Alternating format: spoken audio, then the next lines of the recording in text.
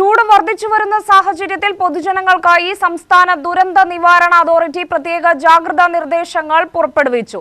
ഉയർന്ന ചൂട്, സൂര്യാഘാതം, സൂര്യതാപം, നിർജ്ജലീകരണം തുടങ്ങി നിരവധി ഗുരുതരമായ ആരോഗ്യ പ്രശ്നങ്ങൾക്ക് കാരണമാകും. ആയതിനാൽ പൊതുജനങ്ങൾ താഴെ പറയുന്ന നിർദ്ദേശങ്ങൾ പാലിക്കേണ്ടതാണ്. പകൽ 11 മണി മുതൽ 3 മണി വരെ നേരിട്ട് ശരീരത്തിൽ കൂടുതൽ സമയം തുടർച്ചയായി സൂര്യപ്രകാശം ഏൽക്കുന്നത് ഒഴിവാക്കുക. ദാഹമില്ലെങ്കിലും വെള്ളം കുടിക്കുന്നത് തുടരുക. പരമാവധി ശുദ്ധജലം കുടിക്കുക. നിർജ്ജലീകരണമുണ്ടാകുന്ന മദ്യം, കാപ്പി, ചായ, കാർബണേറ്റഡ് സോഫ്റ്റ് ഡ്രിങ്കുകൾ തുടങ്ങിയ പാനീയങ്ങൾ പകൽ സമയത്ത് ഒഴിവാക്കുക. അയഞ്ഞ ഇളം നിറത്തിലുള്ള കോട്ടൺ വസ്ത്രങ്ങൾ ധരിക്കുക.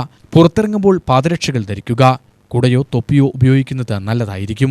പഴങ്ങളും പച്ചക്കറികളും ധാരാളമായി കഴിക്കുക. വിദ്യാഭ്യാസ സ്ഥാപനങ്ങളിൽ വിദ്യാർത്ഥികൾക്ക് ശുദ്ധമായ കുടിവെള്ളവും ക്ലാസ് മുറികളിൽ വായുസഞ്ചാരവും ഉറപ്പാക്കേണ്ടതാണ്. പരീക്ഷാകാലമായതിനാൽ പരീക്ഷാ ഹാളുകളിലും ജലലഭ്യത ഉറപ്പാക്കണം.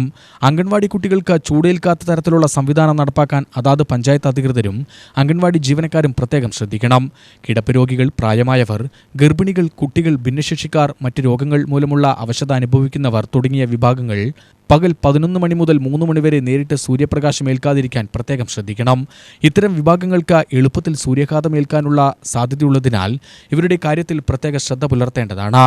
പൊതുപരിപാടികൾ, സമ്മേളനങ്ങൾ എന്നിവ നടത്തുമ്പോൾ പങ്കെടുക്കുന്നവർക്ക് ആവശ്യമായ കുടിവെള്ളം, തണൽ എന്നിവ ലഭ്യമാണെന്ന് സംഘാടകർ ഉറപ്പുവരുത്തുക. പകൽ 11 മുതൽ വൈകുന്നേരം 3 വരെ കഴിവതും സമ്മേളനങ്ങൾ ഒഴിവാക്കണം. നിർമ്മാണ തൊഴിലാളികൾ, കർഷക തൊഴിലാളികൾ, വഴിയോര കച്ചവടക്കാർ, മറ്റേതെങ്കിലും കാഠിന്യമുള്ള ജോലികളിൽ ഏർപ്പെടുന്നവർ എന്നിവർ ജോലി സമയം ക്രമീകരിക്കുകയും ജോലിയിൽ ആവശ്യമായ വിശ്രമം ഉറപ്പുവരുത്തുകയും വേണം. ഉച്ചവെയിലിൽ കന്നുകാലികളെ മേയാൻ വിടുന്നതും മറ്റു വളർത്തുമൃഗങ്ങളെ വെയിലത്ത് കെട്ടിയിടുന്നതും ഒഴിവാക്കണം. മൃഗങ്ങൾക്കും പക്ഷികൾക്കും ജലലഭ്യത ഉറപ്പാക്കുകയും വേണം. കുട്ടികളെയോ വളർത്തുമൃഗങ്ങളെയോ പാർക്ക് ചെയ്ത വാഹനങ്ങളിലിരുത്തി പോകാൻ പാടില്ല എന്നും നിർദ്ദേശത്തിൽ പുറപ്പെടുവിച്ചിട്ടുണ്ട്. UTV news, Palakkad.